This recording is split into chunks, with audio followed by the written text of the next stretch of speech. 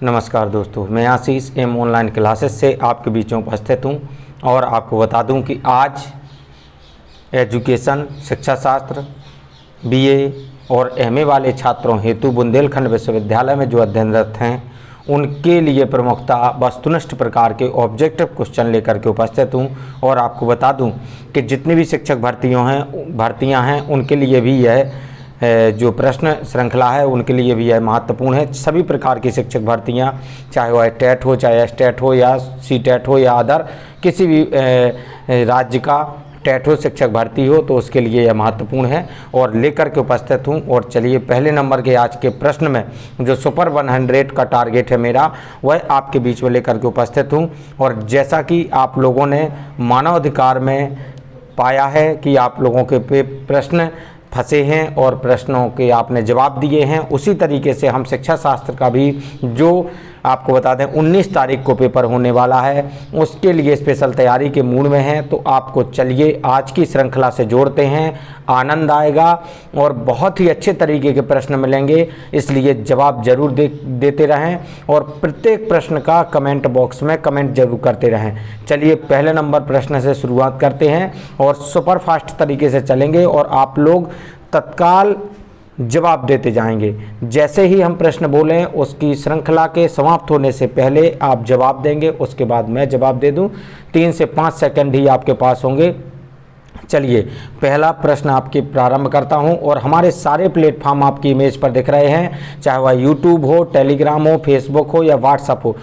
Telegram पर आपको निःशुल्क पीडीएफ प्राप्त हो रही है, लगातार पीडीएफ दी जा रही है। इस क्लास की भी आपको पीडीएफ कल तक प्रोवाइड हो जाएगी। आप लगातार जुड़े रहें और स्वतंत्रता दिवस की बहुत बहुत हार्दिक शुभकामनाएं। 75वें स्वतंत्रता दिवस की हार्दिक शुभकामनाएं। Happy independence day all of you my प्रिय मेरे स्टूडेंट्स, मेरे बहुत ही स्नेही सभी स्टूडेंट्स का स्वागत करता हूं। चलिए पहले नंबर के प्रश्न में प्रवेश करते हैं। पहला नंबर आपकी स्क्रीन पर दिख रहा है, क्या कह रहा है ध्यान दें। शिक्षा मनोविज्ञान नामक पुस्तक किस मनोवैज्ञानिक द्वारा लिखी गई है? आपको बताना है विलियम जेम्स द्वारा, एडवर्ड एफ थॉर्नडाइक द्वारा और जॉन एडम्स द्वारा या वुडवर्थ द्वारा। पुस्तकों को लेकर के बहुत ही भ्रामक तरीके से बच्चे भ्रमित हैं, लेकिन इसलिए हम आपको बहुत ही अच्छी अच्छी पुस्तकों के जो सिलेक्टेड हैं उनके ही नाम बता रहे हैं और उनकी ही श्रृंखला आपके बीच में लेकर के उपस्थित हैं। आप लोग जवाब देते रहें। शिक्षा मनोविज्ञान नामक जो पुस्तक है किस मनोवैज्ञानिक द्वारा लिखी गई है? 4 मनोवैज्ञानिक आपकी स्क्रीन पर साफ से हो रहे हैं। आप कमेंट बॉक्स में कमेंट करें, आंसर तत्काल कमेंट करें और आशा करते हैं कि आप लोग स्पीड में ही आंसर देंगे, क्योंकि हमें भी स्पीड में ही जवाब देना है। तो पहले नंबर का जिन लोगों ने जवाब दिया एडवर्ड एफ थॉर्नडाइक, तो यानी थॉर्नडाइक कह सकते हैं, इनका थॉर्नडाइक भी लिखा मिल सकता है आपको कई जगह। तो शिक्षा मनोविज्ञान नामक पुस्तक के जो रचयिता हैं, जो लिखने वाले हैं, तो वह हैं थॉर्नडाइक साहब। चलिए अगले प्रश्न में प्रवेश करते हैं। दूसरा नंबर प्रश्न क्या कहता है? शिक्षा है, तो शिक्षा क्या है आपको बताना है। एक सामान्य विधि है, विद्यालय तक सीमित है या शिक्षा जीवन पर्यंत चलने वाली प्रक्रिया है या इनमें से कोई नहीं? आपको बताना है। बहुत ही अच्छे तरीके के प्रश्न है, इसलिए स्पीड में ही जवाब देते रहें। आशा करते हैं कि आप लोग बहुत ही अच्छे तरीके से जवाब दे रहे होंगे। जल्द से जल्द जवाब देते जाएं और हम आपके जवाब लेते जाएंगे, तत्काल प्रभाव से जवाब देते जाएं। तो एक सामान्य विधि है, विद्यालय तक सीमित है या फिर शिक्षा जीवन पर्यंत चलने वाली प्रक्रिया है या इनमें से कोई नहीं? दूसरा प्रश्न आपकी स्क्रीन पर दिख रहा है, तत्काल जवाब देते जाएं। तीसरे नंबर का जो भाई बहन जवाब दे रहे हैं आपको बता दें शिक्षा जीवन पर्यंत चलने वाली प्रक्रिया है, तो यह पूर्णतः सही है आपका। हम आपको उज्ज्वल भविष्य की कामना करते हैं। चलिए अगले बिंदु की ओर बढ़ते हैं। तीसरा प्रश्न आपकी स्क्रीन पर दिख रहा है, क्या कह रहा है? राष्ट्रीय जीवन में शिक्षा का कार्य। राष्ट्रीय जीवन में शिक्षा का कार्य अंतर्राष्ट्रीय महत्व का बोध, विवेक और वाणिज्य से समझ, राष्ट्रीय संस्कृति की एकता बनाए रखना। आपके स्क्रीन पर बना हुआ है, उसमें से जो आपको उत्तर देना, राष्ट्रीय जीवन में शिक्षा का कार्य क्या है? अंतर्राष्ट्रीय महत्व का बोध, विवेक, राष्ट्रीय से वाणिज्य से समझ या राष्ट्रीय संस्कृति की एकता बनाए रखना। आपको दिया गया तीसरे नंबर का प्रश्न का जवाब देना है, तो इसका उत्तर है डी पार्ट, राष्ट्रीय संस्कृति की एकता बनाए रखना। राष्ट्रीय जीवन में शिक्षा का महत्व जो है यही है। तीसरा नंबर कंप्लीट हो गया। लीजिए चौथा नंबर प्रश्न आपकी स्क्रीन पर दिख रहा है, क्या कह रहा है ध्यान दें। चौथा नंबर प्रश्न कहता है कि मनोविज्ञान का जन्म हुआ है।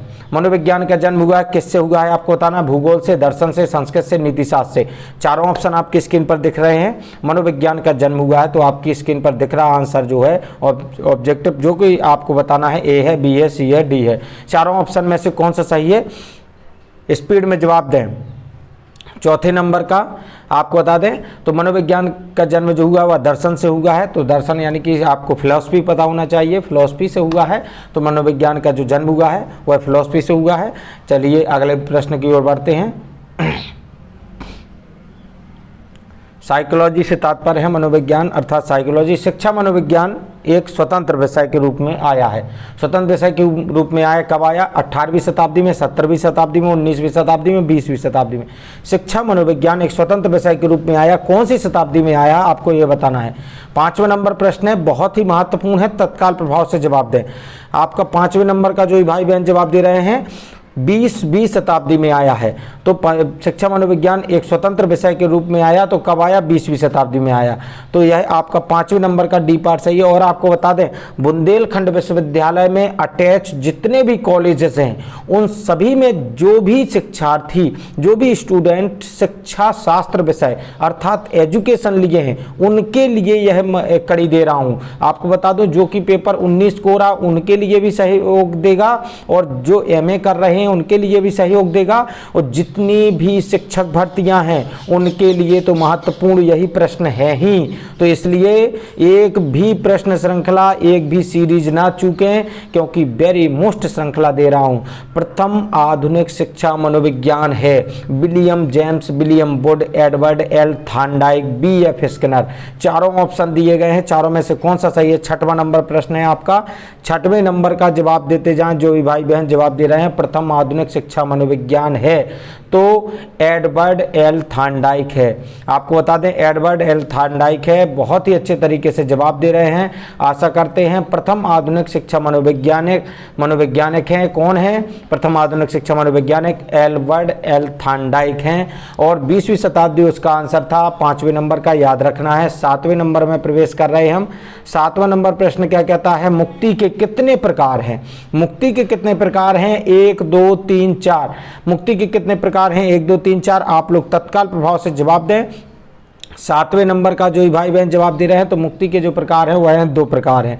2 प्रकार आपका उत्तर सही है। जो भी भाई बहन जवाब दे रहे हैं हम आपको जल्द की कामना करते हैं। ये सभी लोग जवाब दें। कमेंट बॉक्स भरा होना चाहिए, कमेंटों की श्रृंखला आपकी डूबी रहे। आपका कोई भी ऐसा ना हो कि कोई भी कमेंट आप कर ना पाएँ। और यदि आप न्यू स्टूडेंट हैं तो हमारे सहयोग के लिए अपने दोस्तों को शेयर जरूर करें और क्लास को लाइक करें और आप हमारे चैनल को भी सब्सक्राइब करें। इतना ही प्यार आपका बना रहे मेरे लिए सहयोग है। मैं आपके लिए एक बड़ा भाई समान हूं, एक शिक्षक समान हूं। आपके लिए आप हमेशा तत्पर रहूंगा और निःशुल्क सेवा देता रहूंगा। एजुकेटम शब्द विकसित हुआ है ग्रीक, यूनानी, लैटिन, जर्मन। अब यह प्रथम वर्ष के पेपर में आपको देखने को मिला होगा। तो एजुकेशन के जो नाम हैं वह पूरा नाम देखने को मिलेंगे होंगे अलग अलग भाषाओं में। तो एजुकेटम शब्द जो है विकसित हुआ वह किस भाषा में विकसित हुआ है? तो ग्रीक में हुआ है या यूनानी में हुआ है या लैटिन में हुआ है या जर्मन में हुआ है। 8वां नंबर प्रश्न आपके स्क्रीन पर शो हो रहा है। स्पीड में जवाब दें। आशा करते हैं कि आप सभी लोग जवाब दे चुके होंगे। एजुकेटम शब्द जो विकसित हुआ वह लैटिन भाषा में विकसित हुआ है। तो लैटिन भाषा आपका उत्तर सही है। लीजिए अगले प्रश्न की ओर बढ़ते हैं। 9वां नंबर क्या कहता है? ध्यान दें। 9वां नंबर कहता है शिक्षा वह है जो मुक्ति दिलाए। मत है, किसका मत है? यानी किसका यह विचार है? शिक्षा वह है जो मुक्ति दिलाए। यह किस विद्वान का मत है, किस विद्वान का विचार है? तो विवेकानंद का है, शंकराचार्य का है, राधा कृष्णन का है या गांधी का है। आपकी स्क्रीन पर दिए गए हैं। 9वां नंबर प्रश्न क्या कहता है? तत्काल प्रभाव से जवाब दें।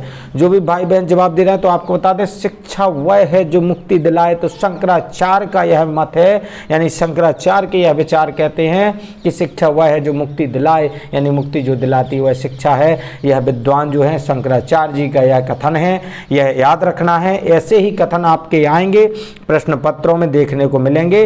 और जो भी जवाब दे रहे हैं तो तत्काल जवाब जवाब देते जाएं स्पीड में, क्योंकि हम समय बहुत कम देंगे आपको। 10वां प्रश्न कहता है उपनिषद का विषय है भूगोल, दर्शन, इतिहास, कला। उपनिषद का जो विषय है, उपनिषद से जुड़ा हुआ विषय है, तो उपनिषद का कौन सा विषय कहलाएगा? इनमें से भूगोल होगा, दर्शन होगा, इतिहास होगा, कला होगा। 10वें नंबर का जवाब देना है आपको।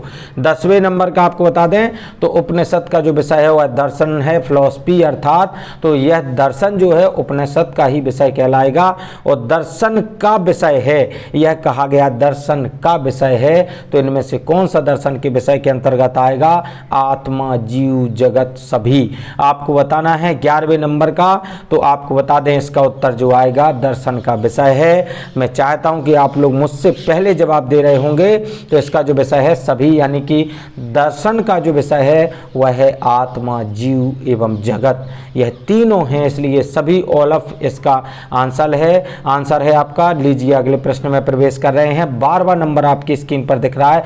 स्वस्थ शरीर में स्वस्थ मस्तिष्क का निर्माण करना ही शिक्षा है। यह प्लेटो नाम के विद्वान ने कहा था, यह सुकरात ने कहा था, यह अरस्तु ने कहा था, या इनमें से किसी विद्वान ने नहीं कहा है। फिर आप पुनः सुन लें। 12वां प्रश्न कहता है कि स्वस्थ शरीर में स्वस्थ मस्तिष्क पलता है, यह का निर्माण मस्तिष्क का निर्माण करना ही शिक्षा है। स्वस्थ शरीर में स्वस्थ मस्तिष्क का निर्माण करना ही शिक्षा है। यह किस विद्वान का मत है, किस विद्वान का कथन है यह, तो आपको बताना है। प्लेटो, अरस्तु, सुकरात, चारों ऑप्शन दिए गए, चारों में से कोई या इनमें से कोई नहीं है। तो 12वां प्रश्न जो कहता है 12वें का आपको बता दें इसका उत्तर जो सही हुआ है अरस्तु नाम के विद्वान का यह कथन है, जो कि आपकी स्क्रीन पर बना हुआ है 12वां नंबर कथन। इसी तरीके से आशा करते हैं कि आप लोग जवाब देते जाएंगे और हमारी श्रृंखला सुपर फास्ट तरीके से बढ़ती जाएगी। मनोविज्ञान, आचरण एवं व्यवहार का यथार्थ विज्ञान है। थॉर्नडाइक का मत है, मैकडूगल का मत है, रॉस का मत है, स्किनर का मत है।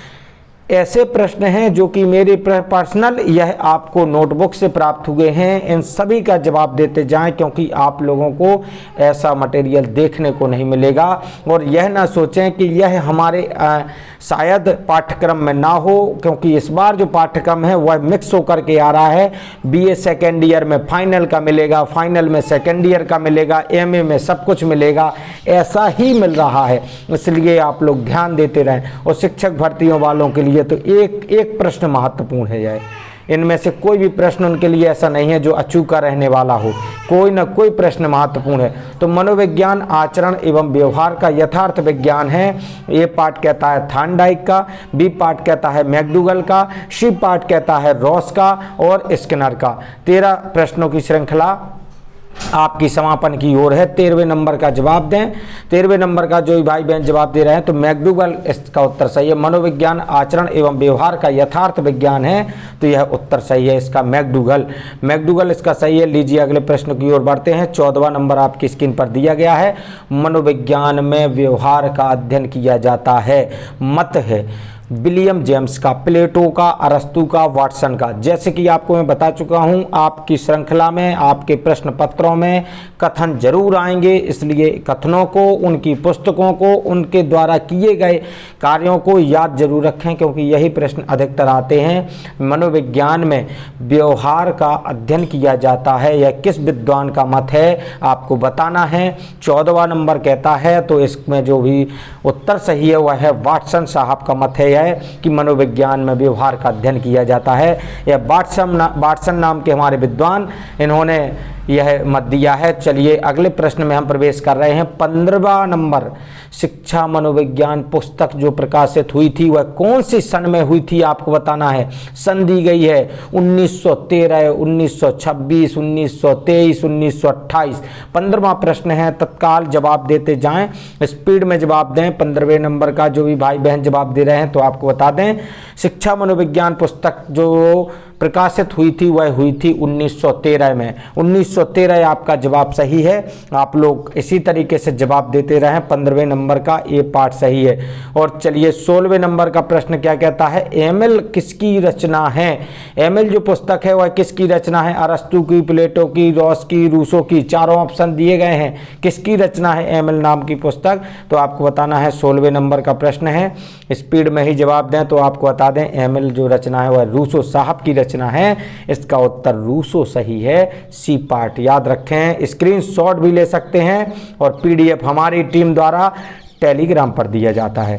आप लोग व्हाट्सएप पर भी मांगते हैं तो व्हाट्सएप पर भी हम सहयोग करने की पूरी कोशिश करते हैं, क्योंकि व्हाट्सएप पर तमाम मैसेज आते हैं, इसलिए हम लोग भेजने में कई बार असमर्थ हो जाते हैं। इसलिए टेलीग्राम चैनल पर आप जाइए, टेलीग्राम पर जाइए और एम ऑनलाइन क्लासेस सर्च करिए, टेलीग्राम चैनल की लिंक मिल जाएगी और चैनल को एक्सेप्ट करिए, उसको ज्वाइन करिए, उसमें आपको सारे पीडीएफ मिल जाएंगे। अभी तक जो भी पीडीएफ डले हैं वह सब आपके लिए ये समर्पित हैं। मान्यवर, रिपब्लिक किसकी रचना है, अरस्तु की, प्लेटो की, रूसो की, रॉस की। अब देखिए रिपब्लिक जो है किसकी रचना है, यह भी देखिए प्रश्न बहुत ही महत्वपूर्ण है। अरस्तु, प्लेटो, रूसो, रॉस, चारों ऑप्शन दिए गए, चारों में से कौन सा सही है। 17वें नंबर का प्रश्न है। जो भी भाई बहन जवाब दे रहे हैं तो प्लेटो के, रिपब्लिक जो रचना है वह प्लेटो की है। प्लेटो याद रखना है आप लोगों को, हम आपके उज्जवल भविष्य की कामना करते हैं। और रूसो के अनुसार रिपब्लिक का विषय था, रिपब्लिक का जो विषय था वह अंग्रेजी था, न्याय तत्व था, शिक्षा था, नीति शास्त्र था। तो रूसो के अनुसार जो रिपब्लिक का विषय था वह क्या था, अंग्रेजी, न्याय तत्व या शिक्षा या नीति शास्त्र। चारों ऑप्शन दिए गए। 18वें नंबर का तत्काल प्रभाव से जवाब दें। 18वें नंबर का जो भी भाई बहन जवाब दे रहे हैं शिक्षा, तो रूसो के अनुसार रिपब्लिक का जो विषय था वह था शिक्षा। याद रखें, आपका उत्तर सही है। आशा करते हैं कि आप लोग इसी तरीके से जवाब दे रहे होंगे। मनोविज्ञान का जन्म हुआ गणित से, कला से, भूगोल से, दर्शन से। मनोविज्ञान का जो जन्म हुआ है आपको बताना है। 19वां नंबर है, इसका उत्तर जो सही है दर्शन से। मनोविज्ञान का जन्म हुआ है दर्शन से हुआ है, यह आपका उत्तर सही है। तो दर्शन से हुआ मनोविज्ञान का जन्म। यह प्रश्न पहले पूर्व में भी दे चुका हूं, लेकिन आपको दोबारा मिल गया है, चलिए कोई बात नहीं। अगला 20वां प्रश्न कहता है, शिक्षा मनोविज्ञान में अध्ययन होता है व्यवहार का, व्यवहार के परिमार्जन का। व्यवहार के परिमार्जन के लिए व्यवहार का अध्ययन कोई नहीं इनमें से। उत्तर आपकी स्क्रीन पर दिए गए। क्वेश्चन दे आपके, ऑब्जेक्टिव आपके क्वेश्चन है, ऑब्जेक्टिव आपके जो पॉइंट हैं वह दिए गए हैं। ABCD पार्ट जवाब दें। शिक्षा मनोविज्ञान में अध्ययन होता है, तो इनमें से किसका अध्ययन होता है। 20वां नंबर आपकी स्क्रीन पर दिया गया, जिसका उत्तर सही है व्यवहार के परिमार्जन के लिए व्यवहार का अध्ययन। शिक्षा मनोविज्ञान की में अध्ययन होता है व्यवहार के परिमार्जन के लिए व्यवहार का अध्ययन। सी पार्ट आपका सही है। लीजिए आप अगला प्रश्न में प्रवेश करता हूं। अगला प्रश्न क्या है, वंशानुक्रम माता पिता से संतान को प्राप्त होने वाले गुणों का नाम है। यह परिभाषा है रूथ बेनेडिक्ट, डार्विन, मेंडल, कोई नहीं। आपको बताना है। एक पहले नंबर का प्रश्न दिया गया है, यह आपको बता दूं कि यह दूसरी सीरीज शुरू हो गई है, पार्ट 2 समझ लीजिए शुरू हो गया है। आज मैं कई पार्टों को जोड़ करके आपको देने वाला हूं। एक पार्ट समझ लीजिए खत्म हो गया, फिर एक से शुरू होती है आपकी श्रृंखला, और यह श्रृंखला जो है आपकी 30 प्रश्न तक जाएगी। और इसके बाद भी अगर आप चाहेंगे, टाइम होगा, टाइम ज़्यादा नहीं होगा तो श्रृंखला फिर चला दूंगा। यह आपके लिए अति आवश्यक श्रृंखला है। वंशानुक्रम माता पिता से संतान को प्राप्त होने वाले गुणों का नाम है। यह परिभाषा है रूथ बेनेडिक्ट की, डार्विन की, मेंडल की, कोई नहीं इनमें से। पहला नंबर प्रश्न कहता है, पहले नंबर का आपको जवाब देना है, तो आपको बता दें रूथ बेनेडिक्ट की यह परिभाषा है। यह उत्तर पहला नंबर सही है। लीजिए आपकी स्क्रीन पर दूसरा नंबर क्या कहता है, तत्काल जवाब देते जाएं।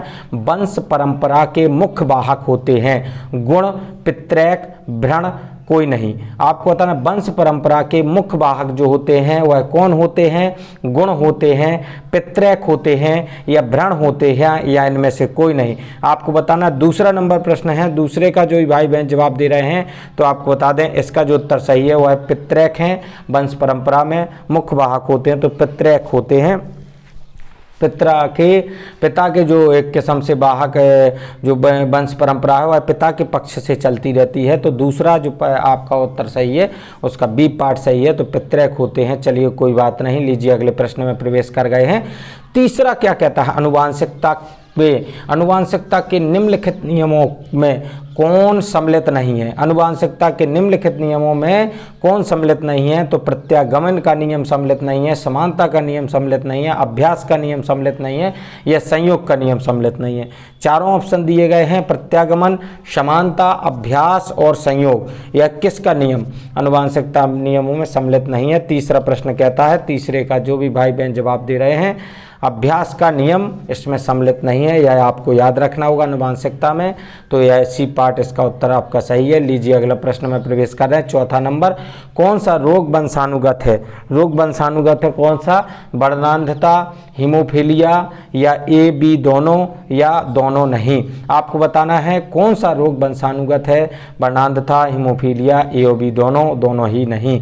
चौथा नंबर आपका प्रश्न है, तो आपको बता दें इसमें दोनों जो ए और बी, वर्णांधता या हीमोफीलिया या वंशानुगत रोग कहलाते हैं। यह वंशों के वाई वंश चलते रहते हैं, पीढ़ी दर पीढ़ी चलते रहते हैं। अगला प्रश्न कहता है पांचवा नंबर, बालकों में वंशानुक्रम के कारण पाया जाता है शारीरिक भिन्नता, शैक्षिक विभिन्नता, आचरण का विभिन्नता, इनमें से कोई नहीं। चारों ऑप्शन दिए गए हैं। पांचवें नंबर का आपको जवाब देना है, बालकों में वंशानुक्रम के कारण पाया जाता है शारीरिक विभिन्नता, शैक्षिक विभिन्नता या आचरण में का विभिन्नता, इनमें से कोई नहीं। आपको जवाब देना पांचवें नंबर प्रश्न का है। पांचवें नंबर का जो भाई बहन जवाब दें, तो शारीरिक विभिन्नता पाई जाती है बालकों में वंशानुक्रम के कारण, तो शारीरिक विभिन्नता पाई जाती है। अगला प्रश्न कहता है पांचवें नंबर पे, बाह्य वातावरण के अंतर्गत निम्न में से कौन सी परिस्थिति आती है, सामाजिक, सांस्कृतिक, भौतिक, उपयुक्त सभी। आपको बताना बाह्य वातावरण के अंतर्गत जो इनमें से कौन सी परिस्थिति ऐसी है जो बाह्य वातावरण के अंतर्गत आती है, तो सामाजिक होगी या सांस्कृतिक होगी या भौतिक होगी, या इनमें से कोई उपयुक्त सभी होंगी। तो छठवां नंबर प्रश्न कहता है, तो छठवें नंबर में जो है यह परिस्थिति सभी परिस्थितियां क्या हैं, एक बाह्य वातावरण के अंतर्गत ही आती हैं। तो यह चलिए आपका उत्तर सही है, डी पार्ट। और आपको अगले प्रश्न में प्रवेश करा रहे हैं। अगला प्रश्न हमारा क्या कहता है, शिक्षा मनोविज्ञान का केंद्र है। शिक्षा मनोविज्ञान का केंद्र है शिक्षक, बालक, शिक्षण विधि या पाठ्यक्रम। सातवां नंबर आपका प्रश्न है, दूसरे पार्ट का आपका चल रहा है। तो सातवें नंबर में दिया गया है, तो आपको उत्तर बताना है। तो इसमें उत्तर सही है बालक, शिक्षा मनोविज्ञान का केंद्र है बालक। आठवां प्रश्न लीजिए आपके पेश करते हैं। आठवां प्रश्न क्या कहता है, ध्यान दें, विसंगति की इकाई गुणसूत्र, जीनोटाइप, फिनोटाइप, जीन। चारों ऑप्शन दिए गए हैं। विसंगति की इकाई के अंतर्गत जो आएंगे इनमें से कौन सा आएगा, तो आठवें नंबर का जो भी भाई बहन जवाब दे रहे हैं, तो आपको बता दें जीन। विसंगति की इकाई जो है वह जीन, डी पार्ट सही है। और चलिए अब इसी के साथ में दो लाइनों से जोड़ दूंगा आपको, फिर उसके बाद आपके और श्रृंखला को बढ़ाता हूं, जिससे कि आप तरोताज़ा हो जाए। थोड़ा सा आपका मस्तिष्क बांटने की कोशिश कर रहा हूं, आप लोगों को कुछ ना कुछ नया मिलेगा। यदि मंजिल ना मिले, यदि कहा गया है कि यदि मंजिल ना मिले तो रास्ते बदलो, क्योंकि वृक्ष अपनी पत्तियां बदलते हैं, जड़ें नहीं। इसलिए मंजिल यदि नहीं मिलती है तो आप रास्ते बदल सकते हैं, ना कि आप मंजिल बदल दें। तो इसलिए मंजिलें नहीं बदलना है, क्योंकि पेड़ों की तरह पत्ते बदलिए। पेड़ पत्तियां बदलते हैं, पत्तियां झड़ जाती हैं, नई पत्तियां फिर आती हैं, लेकिन वह जड़ें परिवर्तित कभी नहीं करते। इसलिए क्या करें, आप अपनी मंजिलों को ना बदलें और रास्तों को बदल सकते हैं। कहा गया है कि कोशिश हमेशा आखिरी सांस तक की जाए, करनी चाहिए, या तो लक्ष्य हासिल होगा या फिर अनुभव हासिल होगा। तो इसी तरीके से आप लोग जरूर मेहनत करते रहें। आशा करता हूं कि आप लोग अच्छे से मेहनत कर रहे होंगे और आपको इस प्रश्न पत्र में यानी शिक्षा शास्त्र एजुकेशन के भी पेपर में बहुत ही अच्छी सफलता प्राप्त होगी। मेरा पूरी तरीके से आप लोगों का सहयोग रहेगा, मैं आपका पूरा सहयोग करता रहूँगा, लेकिन मेहनत आपको करनी होगी। यदि मैं मेहनत कर रहा हूँ तो आप भी मेहनत करिए, क्योंकि आपका लक्ष्य है इस 2021 की परीक्षा में अपनी अगली कक्षा में या अपनी ग्रेजुएशन को कंप्लीट करना है तो आपको थोड़ा सा मेहनत करनी होगी। यदि आप मेहनत करेंगे तो आप लक्ष्य जरूर प्राप्त करेंगे, चाहे वह शिक्षक भर्ती वाले हों, क्योंकि शिक्षक भर्ती वालों के लिए बता दूं कि अब बहुत ही जल्द भर्तियां आने वाली हैं। कोरोना काल का समय समाप्त हो गया है, बहुत ही जल्द भर्तियों की भरमार आएगी। यदि आप ईमानदारी से मेहनत करते हैं तो आप लोगों को लक्ष्य मिलेगा ही। लेकिन आपको बता दूं, कर्मवीर जो होंगे उन्हीं को मिलेगा, क्योंकि मैं बार बार कहता हूं कि कर्मवीरों को सब कुछ मिलता है और अकर्मण्यों को तो केवल उतना मिलता है जितना कर्मवीर छोड़कर चले जाते हैं। इसलिए कर्मवीर बनिए और मेहनत करते रहिए। चलिए 9वें नंबर प्रश्न में प्रवेश करता हूं। आप लोगों के लिए लगातार श्रृंखला चलती रहेगी, मेहनत करते रहिए। यदि हमारे क्लासेस पसंद आती हैं तो नए स्टूडेंट जो हैं कहीं के भी हों, हमारे चैनल को सब्सक्राइब जरूर करें और अन्य दोस्तों को शेयर जरूर करें और लाइक करें और बेल आइकन भी प्रेस करें, क्योंकि हमारे द्वारा कंपटीशन क्लासेस जो है वह भी निःशुल्क दी जाती है। पेट के पेपर की भी तैयारी कराई जाएगी, वह भी आपको क्लासेस दी जा रही हैं। एक क्लास में दे चुका हूं और आपको पेट के लिए स्पेशल क्लासें भी दी जाएंगी और मैथ की क्लासेस भी दी जाएंगी। तो आप लोग प्रतियोगी छात्र भी इसमें जुड़े रहें। आप लोगों के लिए निःशुल्क मेहनत की जा रही है, निःशुल्क प्लेटफॉर्म है और पीडीएफ सारे के सारे पीडीएफ हमारे टेलीग्राम चैनल पर प्राप्त होंगे। टेलीग्राम चैनल को ज्वाइन करें और उसमें जा करके आप पीडीएफ प्राप्त करें। चलिए 9वें नंबर के प्रश्न में प्रवेश करते हैं। चलिए अभी का 9 नंबर प्रश्न आपकी स्क्रीन पर दे रहा हूं, लीजिए क्या कहा गया है।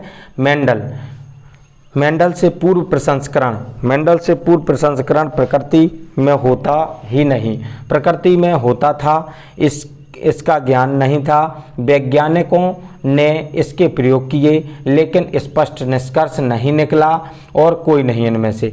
तो आपको बताना है 9वें नंबर निकाल गए थे, चलिए नहीं निकाल गए थे, तो यह आपको बताना मेंडल से पूर्व प्रसंस्करण में कहा गया है। तो आपका 9वें नंबर का प्रश्न है, तत्काल जवाब देते जाएं।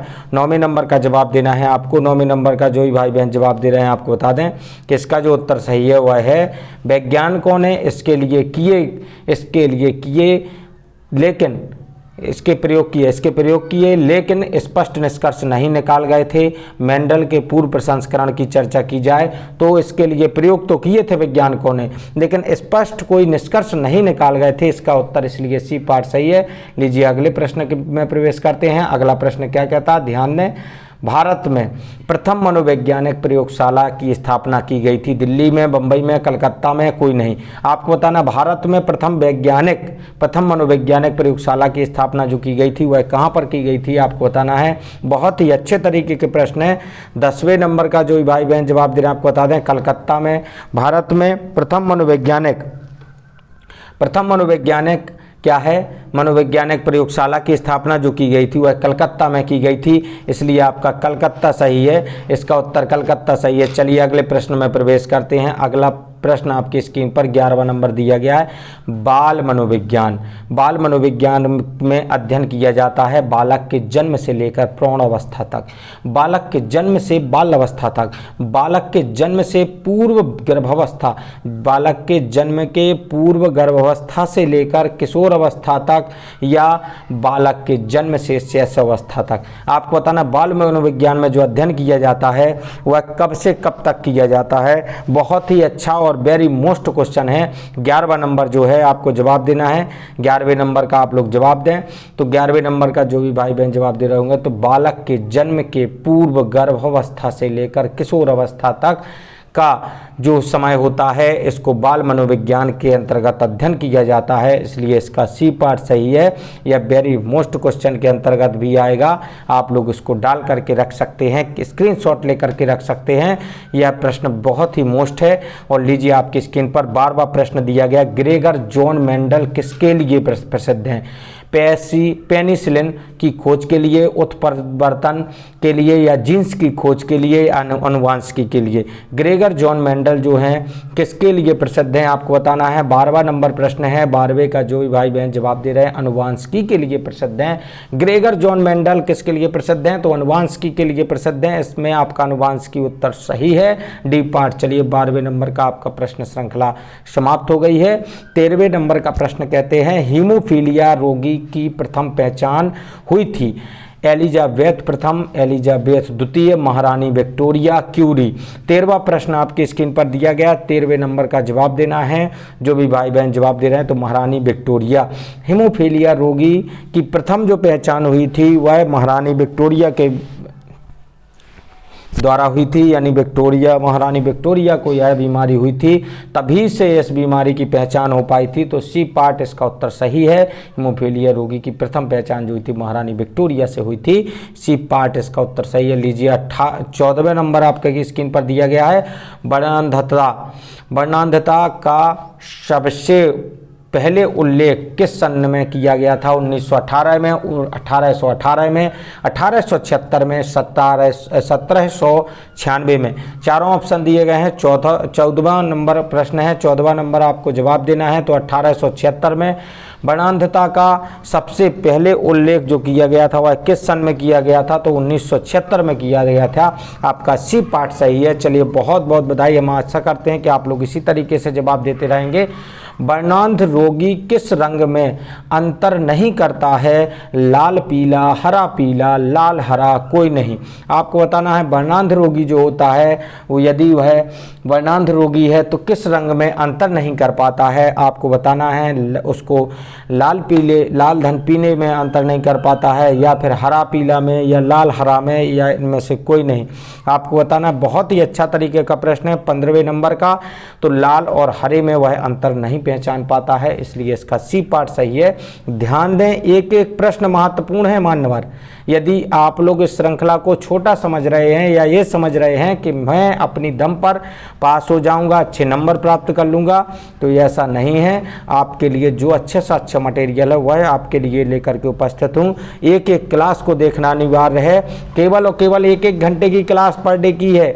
यदि आप 1 घंटे ना दे सके तो फिर आप अपने लिए कुछ नहीं कर पाएंगे। 1 घंटे आपको मेहनत करनी होगी। बुंदेलखंड विश्वविद्यालय में अध्ययनरत समस्त कॉलेजेस के स्टूडेंट्स, आपके लिए यह क्लास है। केवल आपके लिए मेहनत कर रहा हूँ। आपका बड़ा भाई मान लो, या आपका सर मान लो, आपका गुरु मान लो, तो आपके लिए ही मेहनत कर रहा हूँ। क्योंकि हमारे भी महाविद्यालय के बच्चे यही आप आशा करते हैं कि सर आप हमारे लिए मेहनत कर रहे हैं तो हम भी आपके लिए सहयोग करेंगे, और ज़्यादा से ज़्यादा प्रत्येक बच्चे तक यह क्लास पहुँचाएँ। मैं चाहता हूँ प्रत्येक बच्चे तक जो इस विषय से संबंधित है उस तक ये सहयोग पहुँचाएँ, क्योंकि वह उसके लिए आवश्यक है। एक एक प्रश्न, पाइसम सैटाइवम किसका वैज्ञानिक नाम है। चना, गेहूं, उद्यान मटर, सरसों। चारों ऑप्शन दिए गए। 16वें नंबर का आपको जवाब देना है। पाइसम सैटाइवम किसका वैज्ञानिक नाम है, चना का, गेहूं का, उद्यान मटर का, या सरसों का। चारों ऑप्शन दिए गए हैं। 16वें नंबर का जवाब दें तो उद्यान मटर का यह नाम है। आपको बता दें 16वां नंबर जो भी भाई बहन जवाब दे रहे हैं इसका सी पार्ट सही है। लीजिए अगला प्रश्न है, वंशागत है। वंशागत क्या है, अर्जित है, जन्मजात है, अधिगम है, क्रियाशीलता है। चलिए अब स्पीड बढ़ाते हैं। वंशागत है क्या है, अर्जित है, जन्मजात है, अधिगम है, क्रियाशीलता है। तत्काल प्रभाव से जवाब दें। 17वें नंबर का जवाब दे रहे हैं बहुत ही अच्छे तरीके से। जन्मजात है। वंशागत क्या है, जन्मजात है। पूर्णतः सही है आपका। हम आपको उज्ज्वल भविष्य की कामना करते हैं। विकासवादी सिद्धांत का समर्थक था मेंडल, थांडाइक, रॉस, लेमार्क। चारों ऑप्शन दिए गए, चारों में से कौन सा ऑप्शन सही है, तत्काल जवाब देते जाएं, स्पीड में जवाब दें। लेमार्क इसका उत्तर सही है। विकासवादी सिद्धांत के समर्थक जो थे वह समर्थक कौन था, तो लेमार्क साहब समर्थक थे इसके। तो आपका 18वें का आपका डी पार्ट सही है। चलिए अगले प्रश्न की ओर बढ़ते हैं। 19वां नंबर आपकी स्क्रीन पर दिख रहा है। क्या कह रहा है, बालक के विकास के लिए आवश्यक है, क्या आवश्यक है, वातावरण, वंशानुगत, प्रेरणा या सभी। आपको बताना है, तत्काल जवाब देते जाएं। बालक के विकास के लिए आवश्यक है क्या, जवाब क्या आवश्यक है। 19 26वें नंबर का जो भी भाई बहन जवाब दे रहे हैं तो डी सभी, वातावरण, वंशानुगत और प्रेरणा, या सभी, सभी है इसमें उत्तर सही है। सभी बालक के विकास के लिए आवश्यक हैं, यह सभी चीज़ें आवश्यक हैं। लीजिए 20वां नंबर प्रश्न क्या कहता है, ध्यान दें। संतान को पिता से कितने जीन प्राप्त होते हैं, आपको बताना पिता से कितने जीन प्राप्त होते हैं। बहुत ही अच्छा प्रश्न है। 75%, 50%, 25%, 40%।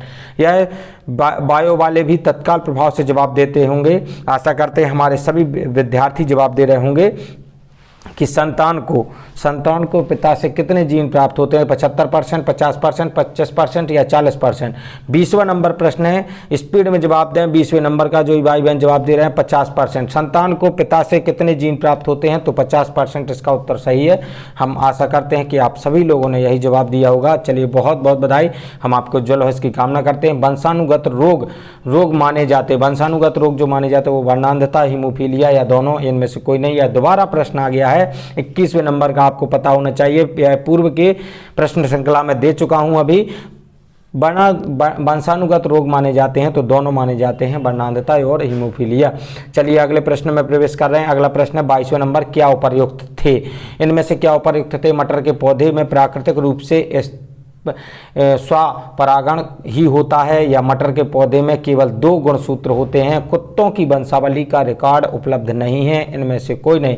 22वां नंबर प्रश्न कहता है, 22वें नंबर का आपको बता दें इसका जो उत्तर सही है, ए पार्ट सही है। मटर के पौधे में प्राकृतिक रूप से स्वपरागण ही होता है, स्वपरागण ही होता है, यह उत्तर सही है। लीजिए आपके स्क्रीन पर 23वां नंबर प्रश्न प्रवेश करता है। क्या कहता है, वर्णांध व्यक्ति लाल व हरा रंग में भेद नहीं कर सकता है, इससे कौन सा दोष कहा जाता है। प्रोटीन दोष कहा जाता है, वसा दोष कहा जाता है, अम्लीय दोष कहा जाता है, या इनमें से कोई नहीं। इसके पूर्व में बता चुका हूं कि लाल और हरा में भेद नहीं कर पाता वर्णांध व्यक्ति, लेकिन इस दोष का कारण क्या है यह भी देख लीजिए। इसमें दोष में कारण क्या, प्रोटीन दोष या वसा दोष या अम्लीय दोष, या इनमें से कोई नहीं। 23वां नंबर आपकी स्क्रीन पर दिया गया है, तो 23वें नंबर का जो है प्रोटीन दोष के कारण लाल और हरे का भेद नहीं कर पाता वर्णांध व्यक्ति, तो इसलिए इसका ए पार्ट सही है। वेरी मोस्ट क्वेश्चन है, इसको आप स्क्रीनशॉट भी लेकर के रख सकते हैं क्योंकि ये बहुत ही महत्वपूर्ण है। क्लास इंपॉर्टेंट है आपके लिए, एक एक क्वेश्चन महत्वपूर्ण है। वर्णांध व्यक्ति नहीं बन सकता है, कलाकार नहीं बन सकता है, अध्यापक नहीं बन सकता है, छात्र नहीं बन सकता है, या संगीतज्ञ नहीं बन सकता है। तो आपको बताना वर्णांध व्यक्ति नहीं बन सकता है, इनमें से क्या नहीं बन सकता है आपको बताना है। बहुत ही महत्वपूर्ण, बहुत ही अच्छा प्रश्न है। 24वें नंबर का आपको जवाब देना है। तो वर्णांध व्यक्ति जो है इसमें कहा गया कलाकार नहीं बन सकता है, जबकि ये वैसे मेरे हिसाब से कलाकार तो वर्णांध व्यक्ति हो सकता है कलाकार, लेकिन कलाकार के तौर पर कलाकार में कई प्रकार के ऐसे कलाकार के तौर पर चर्चा की गई होगी कि जो कलाकार वो कहलाते हैं, जैसे जो रंगों के कलर भरते हैं उनको कलाकार कह सकते हैं। तो पेंटिंग वगैरह के लिए कहा जा सकता है कि वर्णांध व्यक्ति नहीं बन सकता। तो वर्णांध व्यक्ति जो है कलाकार की दृष्टि से कहा जाए तो कलाकार में उस कलाकार के अंतर्गत आएगा जो कि आपके पेंटिंग वाले कलाकारों की चर्चा की जा रही है यहाँ पर। चलिए कोई बात नहीं, इसका ये पार्ट सही है। मेंडल का संबंध है जर्मनी से, फ्रांस से, ऑस्ट्रिया से या अमेरिका से। आपको बताना है मेंडल नाम के जो विद्वान हैं जो हमारे शिक्षा शास्त्री के तौर पर कहे जाएं तो यह विद्वान जर्मनी, फ्रांस, ऑस्ट्रिया या अमेरिका कहाँ से संबंधित है। 25वें नंबर प्रश्न की प्रवेश कर गए हैं। 25वें नंबर का जो भाई बहन जवाब दे रहे हैं तो ऑस्ट्रिया सही है। इसका मेंडल का संबंध है ऑस्ट्रिया से, यह उत्तर आपका सही है। और सुपर 100 चल रही है आपको बता दें, इसलिए एक एक प्रश्न महत्वपूर्ण है, एक एक प्रश्न को देखते चलें। कौन मनोवैज्ञानिक वंशानुक्रम को अधिक महत्व देते हैं, कौन मनोवैज्ञानिक वंशानुक्रम को अधिक महत्व देते हैं, वातावरणवादी, जैविकीय या जन्मजात, इनमें से कोई नहीं। आपको बताना 26वां नंबर है। 26वें नंबर का जो भी भाई बहन जवाब दे रहे हैं आशा करते हैं तो जैविकीय सही है। कौन मनोवैज्ञानिक वंशानुक्रम को अधिक महत्व देते हैं, तो इसका जैविकीय उत्तर सही है। बहुत ही महत्वपूर्ण है। 26वें नंबर का बी पार्ट सही है। हम आपको उज्ज्वल भविष्य की कामना करते हैं, इसी तरीके से जवाब देते रहें। लीजिए आपका अगला प्रश्न। और मैं चाहता हूं कि यदि आप लोग मैं चाहता हूं कि इसके बाद जो सी पार्ट है वो अगली क्लास में आपको दूं, या आज की श्रृंखला में केवल 2 ही पार्ट देने के मूड में हूं, और अगली 50 की क्लास हो जाएगी और अगली 50 की आपकी अगली क्लास जो होगी वो अगले दिवस में दे दूंगा। व्यापार व्यवहार की रचना तंत्र का निर्माण होता है। वंशानुगत, वातावरण, अधिगम, इनमें से कोई नहीं। व्यवहार की रचना तंत्र का निर्माण होता है, किस में होता है? वंशानुगत में, वातावरण में, अधिगम में, कोई नहीं। जल्द से जल्द जवाब दें। 27वां नंबर जो दिया गया है, 27वें का जो भाई बहन जवाब दे रहे हैं, वंशानुगत। व्यवहार की रचना तंत्र का निर्माण होता है, वंशानुगत होता है। ये पार्ट सही है। चलिए हम आपको उज्जवल भविष्य की कामना करते हैं। 28वां नंबर कहता है व्यक्ति का व्यवहार निर्धारित होता है वंशानुगत, वातावरण या अधिगम या सभी से। आपको बताना व्यक्ति का व्यवहार निर्धारित होता है, किससे निर्धारित होता है? 28वां नंबर प्रश्न है। इसका जो भी भाई बहन जवाब दे रहा है तो आपको बता दें यह सभी से। व्यक्ति का व्यवहार जो है निर्धारित होता है वह वंशानुगत भी हो सकता है, वंश से भी और वातावरण से भी और अधिगम सीखने से भी। इन सभी से व्यवहार निर्धारित होता है कि वह किस तरीके के व्यवहार करता है। उसको वातावरण का भी प्रभाव पड़ेगा और वंशानुक्रम का भी प्रभाव पड़ेगा और अधिगम का भी प्रभाव पड़ेगा, यानी सीखने का। वंशानुगत सिद्धांत का बीज रूप प्राप्त होता है। प्लेटो ने कहा, सुकरात ने कहा, अरस्तु का या डार्विन। वंशानुगत सिद्धांत का बीज रूप प्राप्त होता है, प्लेटो, सुकरात, अरस्तु या डार्विन। चारों ऑप्शन दिए गए, चारों में से कौन सा सही है? 29वां नंबर प्रश्न है। 29 का जो भी भाई बहन जवाब दे रहे हैं आप को बता दें जिनका उत्तर सही है अरस्तु पूर्णतः सही है। वंशानुगत सिद्धांत का बीज रूप प्राप्त होता है तो अरस्तु आपका उत्तर सही है, सी पार्ट। बहुत बहुत बधाई। हम आशा करते हैं कि आप लोग इसी तरीके से जवाब देते रहेंगे। हम आपके उज्जवल भविष्य की कामना करते हैं। 30वां प्रश्न कहता है मेंडल का वंशानुगत 20 की पहले सीरीज हो चुकी है, ये 30 और 50 आपका प्रश्न कंप्लीट हो गए हैं। सुपर 50 है या सुपर 100 का पार्ट 1 समझ लीजिए खत्म हो गया है। मेंडल का वंशानुगत सिद्धांत प्रकाशित हुई थी, तो प्रकाशित हुई थी 1871 में, 1866 में, 1833 में, 1874 में। आपको बताना है, बहुत ही महत्वपूर्ण है, 30वें नंबर का इसमें बी पार्ट 1866। मेंडल का वंशानुगत सिद्धांत प्रकाशित हुई थी, तो प्रकाशित हुई थी, कब प्रकाशित हुई थी? 1866 में, इसलिए 1866 इसका उत्तर सही है, 30वें नंबर का बी पार्ट। चलिए हम आपको उज्जवल भविष्य की कामना करते हैं, इसी तरीके से जवाब देते रहें। और चलिए अब आप लोगों के सेशन को आज समाप्त करते हैं और कल फिर आपको अगली क्लास में आपके आगे के प्रश्न श्रृंखला जरूर मिलेगी, बहुत ही अच्छी होगी, शानदार होगी। यदि हमारी मेहनत आपको पसंद आती है, जो नए स्टूडेंट हैं वह चैनल को सब्सक्राइब अवश्य करें। और यदि आप लोगों को अच्छा लगता है कि हमारे द्वारा की जा रही मेहनत बहुत ही लाजवाब है, बहुत ही अच्छी है, तो हमारे चैनल को ज़्यादा से ज़्यादा लोगों तक शेयर करें और चैनल को लाइक भी करें और बेल आइकन जरूर प्रेस कर लें, जिससे कि आपको नोटिफिकेशन मिलते रहेंगे। और प्रतियोगी छात्रों को भी शेयर करें और प्रतियोगी छात्र जो हैं वह भी हमसे जुड़ते रहें। शिक्षक भर्ती वाले स्पेशल तौर पर जरूर जुड़ते रहें, क्योंकि उनके लिए महत्वपूर्ण क्लासें, या शिक्षा शास्त्र मान लो या फिर नेट के लिए मान लो, या फिर आप यह शिक्षा शास्त्र किसी भी विश्वविद्यालय में अध्ययनरत छात्र छात्रा हों तो उनके ऑब्जेक्टिव प्रश्न श्रृंखला में, या आपको बता दूं कि इलाहाबाद विश्वविद्यालय में शिक्षा शास्त्र में के द्वारा आप लोग जो भी आप लोग प्रवेश परीक्षा देते हैं उसके लिए भी यह महत्वपूर्ण है। यह तत्काल प्रभाव से आप लोग जवाब देते रहें और इसी तरीके से जुड़े रहें, आप लोगों को आनंद आएगा। धन्यवाद साथियों, जय हिंद साथियों, वंदे मातरम साथियों। स्वतंत्रता दिवस की पुनः हार्दिक शुभकामनाएं।